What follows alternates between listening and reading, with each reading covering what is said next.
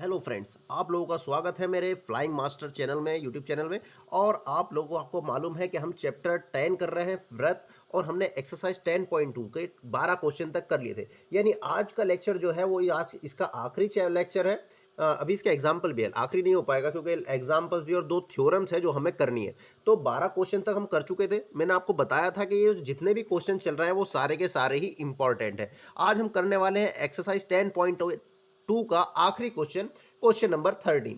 चलिए तो शुरू करते हैं। इसमें लिखा हुआ है, सिद्ध कीजिए कि वृत्त के परिगत बनी चतुर्भुज की आमने सामने की भुजाएं केंद्र पर संपूरक कोण अंतरित करती है। यानी क्या हुआ कि हमें जो है इसे शुरू करते हैं। क्वेश्चन नंबर 3 हमें जो है इसमें दे रखा है, एक विरत है और विरत के परिगत, परिगत का मतलब होता है सर्कमस्क्राइबिंग। ठीक है, यानी एक विरत दे रखा है हमें और विरत के चारों तरफ विरत जो है हमारा सर्कमस्क्राइबिंग है किससे? एक क्वाड्रिलेटरल से, यानी एक चतुर्भुज से। इसके चारों तरफ एक चतुर्भुज बना हुआ है, ये हमने चतुर्भुज बना दिया है। ऐसे कुछ भी बना, कैसे भी बना सकते हो आप, ऐसे और ऐसे, लेकिन इसे ना टच करता हुआ जाएगा जो चतुर्भुज हम बनाएंगे। ठीक है, हमने चतुर्भुज बना लिया ए बी सी डी। ठीक है, ए बी सी डी हमने चतुर्भुज बना लिया। उसके बाद वो कह रहा है सिद्ध कीजिए वृत्त के परिगत बनी चतुर्भुज की आमने सामने की भुजाएं। अब जैसे ए बी के सामने वाली भुजा कौन सी होगी? C D. ठीक है, ए बी के सामने वाली कौन सी होगी? C D. ये दोनों आमने सामने वाली भुजाएं और ये वृत्त के केंद्र पर संपूरक कोण बना रही है। संपूरक यानी इंग्लिश में बोलते हैं सप्लीमेंट्री एंगल बना रही है।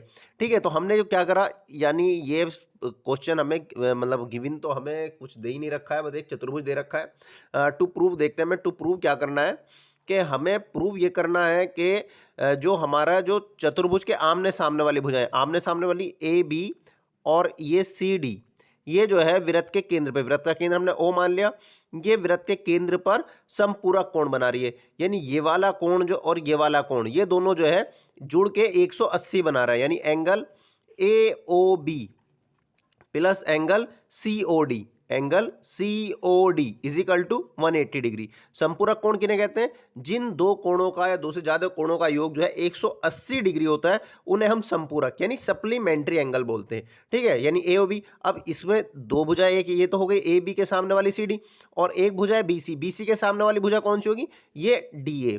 तो ये जो है केंद्र पर ये वाले, यानी इसका मतलब क्या हुआ कि angle B O C plus angle A O D, ये दोनों भी मिलके कितने बना रहा है? 180 डिग्री। दोनों के दोनों मिलके 180 डिग्री का कोण बना रहा है। हमें ये प्रूफ करना है। ठीक है, चलिए शुरू करते हैं। तो अब हमें क्या करना है, देखो मैंने आपको बताया है कि सबसे शुरू में मैंने लास्ट लेक्चर में बताया था कि जहां भी पॉइंट ऑफ कांटेक्ट मिले उससे मिला दो सेंटर को। तो पॉइंट ऑफ कांटेक्ट यहां पर है, हमने इसे कह दिया P, इस वाले कांटेक्ट को है Q, इसे कह दिया R और इसे कह दिया हमने S। ठीक है, तो हम इससे इसे मिला दो पहले पर। सबसे पहले हमें यही करना है कि जहां भी तुम्हें पॉइंट ऑफ कांटेक्ट मिले सभी क्वेश्चन में, सबसे पहले उसे सेंटर से मिला दो। वृत्त सर्किल का जो सेंटर है, यानी वृत्त का जो केंद्र है, उससे जो है जो पॉइंट ऑफ कांटेक्ट है उन्हें सबको मिला दो। ठीक है, हमने मिला दिए। अब हमें प्रूफ जो करना है, अब देखो यहां पर जैसे हमने इसे मिला है तो यहां पर ये सर्कल्स जो है डिवाइड हो गया कई सारे एंगल्स में। हमें एंगल्स की बात करनी है, साइड्स की बात नहीं करनी, हमें एंगल देने। हाँ, क्योंकि हमें प्रूफ करना ए ओ बी ये पूरा का पूरा। तो ये वाला एंगल, इसे हमने कह दिया सपोज 1, एंगल 1, इसे इधर वाले को कह दिया 2, इतने वाले को कह दिया 3, इधर वाले को कह दिया हमने 4, इस तरफ वाले को कह दिया हमने 5, और इधर हमने कह दिया 6, ये 7, और ये वाला हमने कह दिया 8। ठीक है, तो हमने जो है इन एंगल्स के नाम दे दिए 1 2 3 4 5 6 7 8 तक। ठीक है, अब हमें ये प्रूफ करना है। तो अगर जो हम इस क्वेश्चन की बात करें तो ए ओ बी, हमें क्या प्रूफ करना? ए ओ बी किससे मिलकर बन रहा है? यानी 2 और 3। यानी हम छोटा सा अपने उसके लिए लेते हैं angle 2 plus angle 3, angle 2 plus angle 3, और सीओडी किससे मिलकर बन रहा है? सीओडी, यानी 6 और 7, यानी प्लस एंगल 6 प्लस एंगल 7। इन सबका सम जो है हमें 180 दिखाना है। ठीक है, जो हमने प्रूफ करना है, हमने जो एंगल्स नोटिफिकेशन दिए है, तो हमने क्वेश्चन को अपने आसान तरीके से ये करना शुरू कर दिया। अब जो है ए जो है एक्सटर्नल पॉइंट है, ए एक्सटर्नल पॉइंट है, और एक्सटर्नल पॉइंट से जब दो स्पर्शी रेखाएं जा रही है, यानी दो टेंजेंट्स जा रहा है एपी और एएस, तो इनकी लंबाई बराबर होगी। ठीक है, यहां पर हम लिखेंगे बाह्य बिंदु यानी एक्सटर्नल पॉइंट, बाह्य बिंदु ए से दो स्पर्शी रेखाएं यानी दो टेंजेंट लाइंस जा रही है, दो स्पर्शी रेखाएं AP और AS ठीक है, AP और AS खींची गई है, ठीक है, खींची गई है, जिससे जैसे कि हमने पीछे क्वेश्चन में किया था, क्वेश्चन नंबर 11 था वो, जिसमें हमने इस तरीके से किया था, खींची गई है। तो देखो इनकी लंबाई तो बराबर होती है, साथों साथ जो है अगर ये सेंटर से मिला देती है ना, यानी ये वाले दोनों कोण भी बराबर होंगे। यानी ये क्या कहेगा कि जो हमारा एक्सटर्नल पॉइंट हमने वो खींची है सर्कल से, तो वो जो है सर्कल के सेंटर पे बराबर कोण अंतरित करेगी, ठीक है। तो यानी हमारा एंगल 1 जो है वो बराबर होगा एंगल 2 के, ये वाला 1 2 के बराबर होगा। हमने इसे कह दिया इक्वेशन फर्स्ट।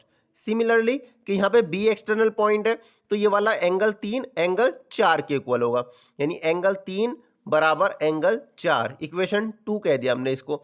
ये हम लिखेंगे कि बाह्य बिंदु कौन से, हम बाह्य बिंदु P के लिए ले रहे हैं, हम बाह्य बिंदु P के लिए, बाह्य बिंदु P है, तो ये वाला कोण एंगल 3 जो है एंगल 4 के बराबर होगा। अब हम लेंगे कि इसी तरीके से एंगल C के, बाह्य बिंदु C के लिए, बाह्य बिंदु C के लिए, तो बाह्य बिंदु C भी जो है वो केंद्र पर जो है बराबर कोण अंतरित करेगा, यानी एंगल 5 जो है वो एंगल 6 के बराबर होगा, एंगल 5 बराबर एंगल 6 के। ये आ गया इक्वेशन 3। अब उसके बाद इसी तरीके से बिंदु D के लिए लेंगे हम, कि बिंदु D के लिए क्या हो जाएगा कि एंगल 7 जो है एंगल 8 के इक्वल हो जाएगा, angle 7 is equal to angle 8, equation 4 हो गया हमारे पास। बाकी फिर से वही चक्री बन गई हमारे पास। तो हमने क्या करा कि हमने 4 इक्वेशन बना ली, 1 बराबर 2, 2 बराबर 3, 3 बराबर 4। अब हम क्या करने वाले हैं, हम जो है अगर मैं इन सभी कोणों को जोड़ दूं तो पूरा एक कंप्लीट एंगल बना रहा है। कंप्लीट एंगल की वैल्यू कितनी होती है, कंप्लीट एंगल की वैल्यू होती है 360 डिग्री, यानी यहां से चले हम ये लाइन और यहां से वापस यहीं पे पहुंच जाए तो पूरा एंगल कितने डिग्री का होता है। अगर हम इस सीधी लाइन को अंतर तो 180 ऊपर 180 नीचे, यानी 360 डिग्री का हमारा एंगल बन रहा है। यानी अगर जो angle 1 plus angle 2 plus angle 3 plus angle 4 plus angle 5 plus angle 6 plus angle 7 और प्लस एंगल 8, ठीक है, मैंने इन सबको जोड़ू तो किसके बराबर आएगा, 360 के बराबर। 360 के बराबर क्यों है, क्योंकि ये पूरे सबके सब मिलके यहां से हमने शुरू करा वापस यहीं पे आ गए, तो ये कंप्लीट एंगल बन गया हमारा। तो कंप्लीट एंगल कितने डिग्री का होता है, 360 के, हमने सबको जोड़ दिया और उसे 360 के बराबर लिख दिया, ठीक है। अब ये जो है, अब हमें जो है देखो प्रूफ पे जाना है, हमें एंगल 2 और 3 ये दोनों लाने हैं, angle 2 plus angle 3, angle 6 plus angle 7, ये चार चीजें लानी है हमें। तो हम एंगल 1 की जगह, एंगल 1 किसके बराबर है, 2 के, तो एंगल 1 की जगह लिख देंगे हम एंगल 2 प्लस एंगल 2 तो अपनी जगह ऐसे ही रहेगा। अब हमारे पास एंगल 3 लाना है, तो एंगल 3 हमारे पास है, एंगल 3 तो ऐसे रखेंगे। अब हम एंगल 4 को देखो, वो एंगल 3 के बराबर है, तो 4 को हम एंगल 3 के बराबर रख देंगे, ठीक है। प्लस अब हमारा आगे लाना है 6 और 7, एंगल 6, यानी 5 आ रहा है, 5 किसके बराबर है, 6 के, तो मैं एंगल 5 की जगह पर एंगल 6 रख दूंगा और एंगल 6 को ऐसे रहने दूंगा। अब हमें लगाना है आगे क्या है, एंगल 7 लाना है, यहाँ पर एंगल 7 लाना है प्रूफ में, तो एंगल 7 तो ऐसे रहने देंगे। एंगल 8 7 के बराबर है, तो एंगल 8 को मैं रख दूंगा एंगल 7 के बराबर, बराबर 360 डिग्री। एंगल 2 कितना हो जाएगा, 2 एंगल 2।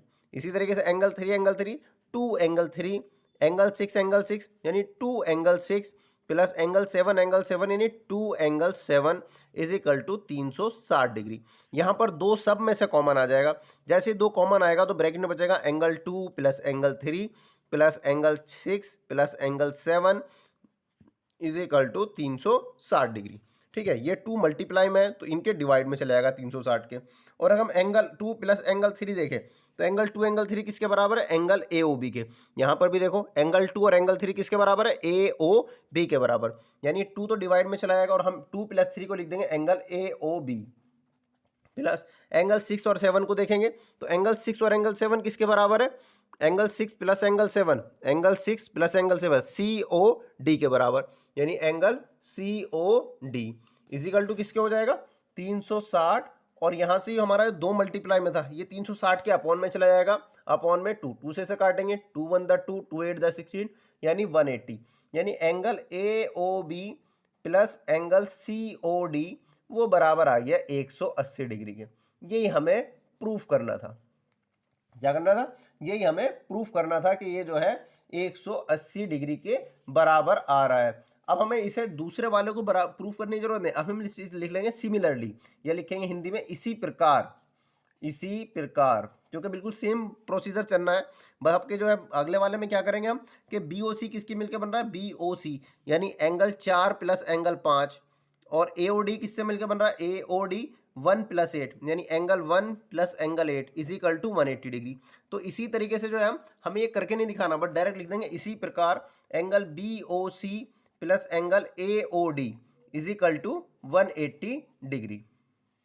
या फिर अगर आप डायरेक्ट नहीं लिखना चाह रहे तो इस तरीके से भी कर सकते हैं भाई कि पूरा का पूरा ये संपूरक कोण है। ठीक है, अब हमारे 4 एंगल बन रहा है। 4 कौन कौन से बन रहा है? एंगल, और दूसरा तरीका बता रहा हूं मैं आपको कि angle AOB plus angle BOC, angle BOC plus angle COD plus angle DOA, angle DOA सबके सब मिलके 360 डिग्री बना रहा है। कंप्लीट एंगल बना रहा है, नहीं बना रहा है? तो AOB और COD, AOB और COD ये हमने किसके बराबर कर दी? दोनों प्लस 180 के बराबर। तो इन दोनों को एडिशन की जगह रख देंगे 180 plus angle BOC plus angle DOA is equal to 360 degree. तो इस वाले को हम यहीं पे रखेंगे, angle BOC plus angle DOA is equal to, ये 180 प्लस वाला उधर जाएगा, कैसा हो जाएगा? माइनस का 180 हो जाएगा, यानी angle BOC plus angle DOA is equal to आ जाएगा 180 डिग्री। ठीक है, तो ये हमारा दूसरा वाला पार्ट प्रूफ हो गया। BOC plus AOD is equal to DOA कह लो या AOD, बात एक ही है, क्योंकि बीच वाला एंगल सेम आना चाहिए हमारा, बीच वाला पॉइंट, तो इज इक्वल टू 180 के इक्वल आया। ठीक है, समझ में आ गया आप लोगों की बात ये? अब हमारी एक्सरसाइज कंप्लीट हो चुकी है। अब मैं आपसे बता रहा था कि हम जो है 2 थ्योरम यूज कर रहे हैं बार बार। अब जो है हम इसके साथ साथ इन 2 थ्योरम्स का प्रूफ भी करते हैं। ठीक है, ये क्वेश्चन काफी इंपॉर्टेंट है। ठीक है, आप लोगों को ध्यान से इसे एक बार प्रैक्टिस करना। जब मैं करा रहा हूँ आपको इजी लग रहा होगा कि बड़ी आसानी से हो गया कि एक्सटर्नल पॉइंट है, एक्सटर्नल पॉइंट जो है केंद्र पर बाह्य दोनों कोण बराबर होते हैं, तो हमने ये कंडीशन लगा दी, फिर सबका कंप्लीट एंगल लगा दिया। लेकिन आप जब प्रूफ करो जब इस एग्जाम टाइम में, तो पहले ही ना यहाँ पर एंगल को देख लो, क्योंकि जैसे मैंने 1 2 3 नोटेशन करी है, हो सकता है तुम 1 यहाँ से शुरू करो। तो जो भी चीज़ आप नोटेशन करोगे तो देख लेना AOB किससे बन रहा है और COD किससे बन रहा है। ठीक है, बस अगर जो आपने ये दोनों देख लिया ना, उसके बाद ये जो हमारी थ्योरम्स होती है एक्सटर्नल पॉइंट वाली, इस थ्योरम का यूज़ करके आप इसके इक्वल रख के आप इसे इजीली कैलकुलेट कर लेंगे। चलिए अब हम इसी थ्योरम को प्रूफ करते हैं जो हम बार बार यूज़ कर रहे हैं कि अगर एक्सटर्नल पॉइंट से किसी मतलब कोई बाह्य बिंदु से किसी वृत्त पर 2 स्पर्शी रेखाएं खींचते हैं, तो वे जो है उनके बराबर, उनकी लंबाई बराबर होती है और वे केंद्र पर बराबर कोण अंतरित करते हैं। यानी ये जो हमने केंद्र वाला यहाँ पर जो प्रॉपर्टी लगाई है कि ये जो बाह्य बिंदु A से 2 स्पर्शी रेखाएं AP और AS खींची गई है, जो केंद्र पर बराबर कोण अंतरित करती है, तो ये चीज भी हम प्रूफ करेंगे। जो केंद्र पर बराबर कोण अंतरित करती है, मतलब बराबर कोण बनाती है।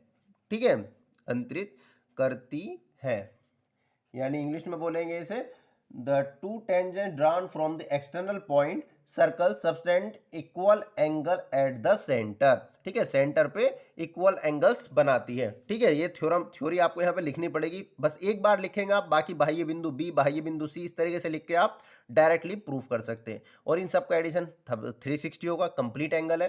ठीक है, तो अब हम शुरू करते हैं इस थ्योरम को। इस थ्योरम को कई बार एग्जाम में आ चुकी है थ्योरम्स भी, तो इस थ्योरम का स्टेटमेंट देख लेते हैं, इसमें लिखा हुआ होगा बुक में।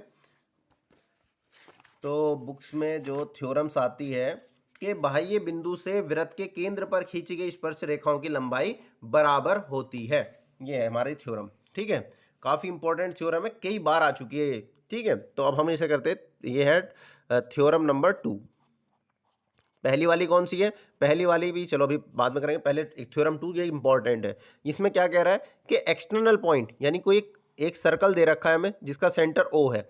ठीक है, और एक एक्सटर्नल पॉइंट दे रखा है, सपोज करो P। ठीक है, तो इससे जो है दो कितनी स्पर्शी रेखाएं खींच सकते हैं हम? कितने टेंजेंट्स? 2 टेंजेंट्स खींच सकते हैं। हमने एक मान लिया PA, एक मान लिया PB, 2 टेंजेंट्स हमने ड्रॉन कर लिए, और ये बताना है हमें कि PA जो है वो इक्वल होती है PB के। ये हमें प्रूव करना है, टू प्रूव ये प्रूव करना है एक्सटर्नल पॉइंट से जो दो टेंजेंट्स खींच रहे हैं हम, यानी दो स्पर्शी रेखाएं खींच रहे हैं, वे जो है बराबर होती है। प्रूफ। तो भाई मैंने आपको सबसे पहले क्या बताया कि जब भी आपको ये थ्योरम वाला मतलब कोई सा भी क्वेश्चन आए तो हम सबसे पहले सर्कल के सेंटर को जो है वो स्पर्शी पॉइंट से मिला देंगे, यानी पॉइंट ऑफ कांटेक्ट से मिला देंगे, यानी ओ से ए को मिला दो और ओ से बी को मिला दो। ठीक है, मिला दिए। अब हमने जो है इसे इससे भी मिला दो। अब अगर जो आप ध्यान से देखो तो दो ट्रायंगल बन रहे हैं हमारे। एक ट्रायंगल बन रहा PPAO, एक ट्रायंगल बन रहा POB। ठीक है, अगर हमें इन दोनों को सर्वांग यानी कॉन्ग्रेंस प्रूफ कर दूं, यानी क्लास 9th में जो हमारा एक चैप्टर था कॉन्ग्रेंसी वाला, अगर मैं उन दोनों को कॉन्ग्रेंस प्रूफ कर दूं तो हमारा क्या है कि हम इसकी करस्पॉन्डिंग साइड्स यानी संगत भुजाएं या संगत कोण बराबर लिख सकते हैं। ठीक है, तो हम वही करेंगे, हम इन दोनों ट्रायंगल को कॉन्ग्रेंस प्रूफ करेंगे और फिर हम दिखा देंगे कि PA जो है वो PB के बराबर है। चलिए तो शुरू करते हैं। तो हम यूज करते हैं भाई कि त्रिभुज त्रिभुज APO तथा त्रिभुज BPO में, त्रिभुज BPO में इन दोनों ट्रायंगल्स में लिया, in triangles APO and in triangles BPO।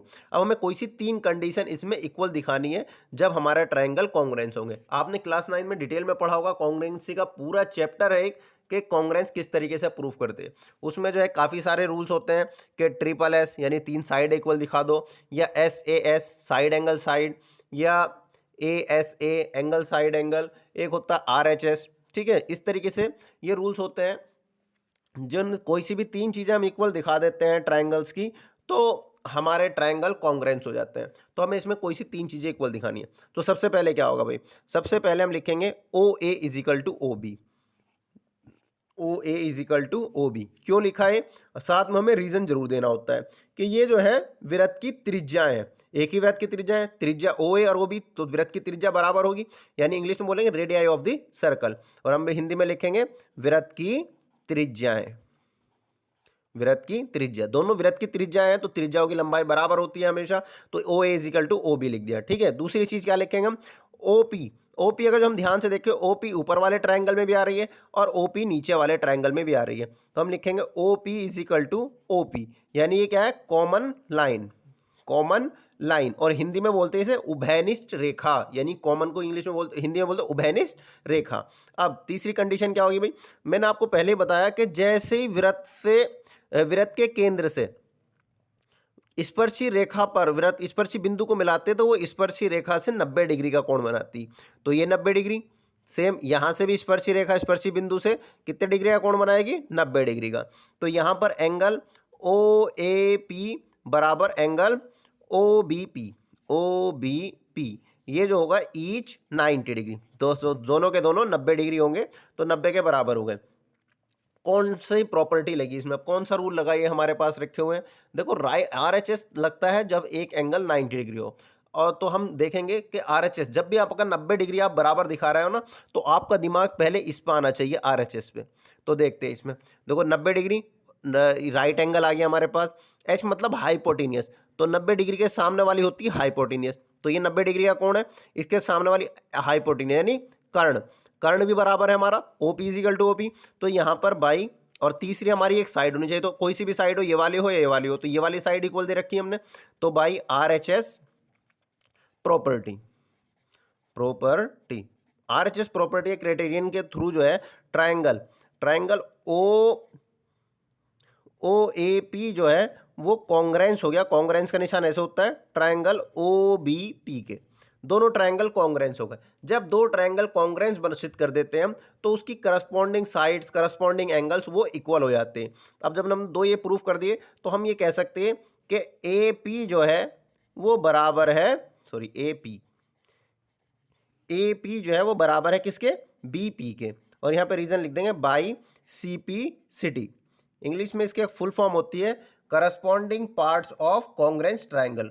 Congruence त्रिभुज के यानी जो सर्वांगसम त्रिभुज होते हैं उसकी करस्पॉन्डिंग भुजाएं या करस्पॉन्डिंग जो उसके एंगल्स होते हैं वो सब इक्वल होते हैं। तो AP is equal to BP ये हमें प्रूव करना था, प्रूव्ड हो गया। ठीक है, इसी क्वेश्चन को एक इस तरीके से ही पूछ लेता है जैसे कि कि ये जो है केंद्र पर बराबर कोण अंतरित करते हैं, तो उसमें भी हमें सेम ये दो ट्रायंगल कॉन्ग्रुएंस प्रूफ करने पड़ेंगे। और जैसे हमने AP इक्वल टू BP लिखा है, उसी तरीके से हम लिख देंगे एंगल AOP, एंगल AOP जो है वो बराबर होगा एंगल BOP के, BOP के, और इसका भी रीजन ये होगा बाई CP/CT।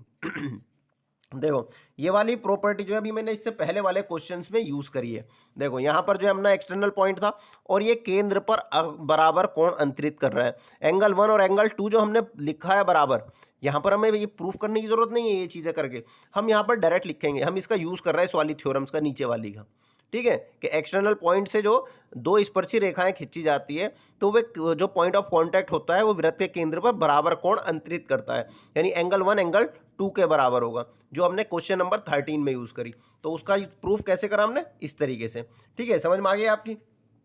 काफी इंपॉर्टेंट थ्योरम है, कई बार आ चुकी और बहुत ही आसान होती है, लेकिन बच्चे सवाल और क्वेश्चंस में इसका यूज तो करते हैं लेकिन ऐसा नहीं देखते कि इसका प्रूफ कैसे हुआ है। तो प्रूफ को भी आप